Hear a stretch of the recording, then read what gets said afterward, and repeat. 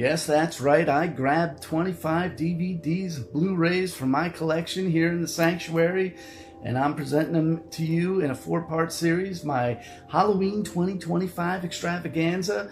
We're on part 3 right now, and these are the Blu-rays, different kinds of stuff here. And we're going to start off with the American Genre Film Archive Horror Trailer Show.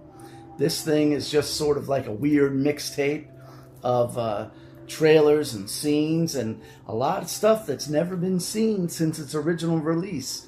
You've got shot on video stuff, you got stuff from other countries, weird low budget stuff. It's just crazy. And then there's a secondary thing on here that has more kind of madness. You just got to check it out. It's great. This thing was a lot of fun, and anybody that knows me in this channel knows I love trailer compilations. That is a good one. Attack of the Killer Tomatoes. Oh man. Well, it just says, after a series of bizarre and increasingly horrific attacks from pulpy red seeded fruit, Mason Dixon finds himself a crack team of specialists to save the planet. But will they be quick enough to save everyone? Quick enough to save you? Man, they're in the water. You can't outrun them, and there's nowhere to hide. The army's trying to go after them. This was a fun, low-budget film. Doesn't take itself seriously. 1971. This is unrated. Presented by Grindhouse Releasing. I Drink Your Blood. It's Night of the Living Dead meets Charlie Manson in this gore-drenched 1971 drive-in classic. After consuming rabies-infected meat pies, an LSD-addicted hippie cult goes on a vicious murdering rampage. Heavily censored since its original release, the infamous landmark of cinematic brutality is being presented in its blood-splattered glory. Gory glory! A nod film to see. Here's another low-budget, weird flick. Shriek of the Mutilated. This came out in, it was 74.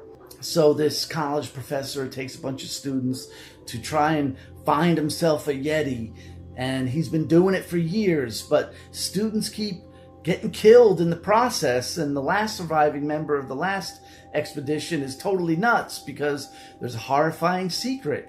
Is it really a Yeti, or is it some sort of secret way of luring a cannibal worldwide cult and luring kids to their doom? Pretty interesting premise, very low budget, but again, fun. This one here, 1977, Day of the Animals. Wow, are you afraid of being attacked by a wild animal? Well, scientists warn that the depletion of the Earth's ozone layer is reaching critical levels, particularly in higher altitudes. How critical? Enough to unleash the vengeful wrath of the entire animal kingdom. So all these hikers are up in the mountains, and like every animal, dogs, rats, snakes, birds, bears, mountain lions, everything is coming after the humans, man, and they have to escape. And it's pretty weird premise, the changes in the atmosphere are making the animals go crazy. Here's a horror comedy. Rudy Ray Moore's Petey Wheatstraw, the devil's son-in-law. So Skillet and Leroy here are rival comedians to Petey Wheatstraw, and they kill Petey. They shoot him in a drive-by, him and all his friends. And they go to hell.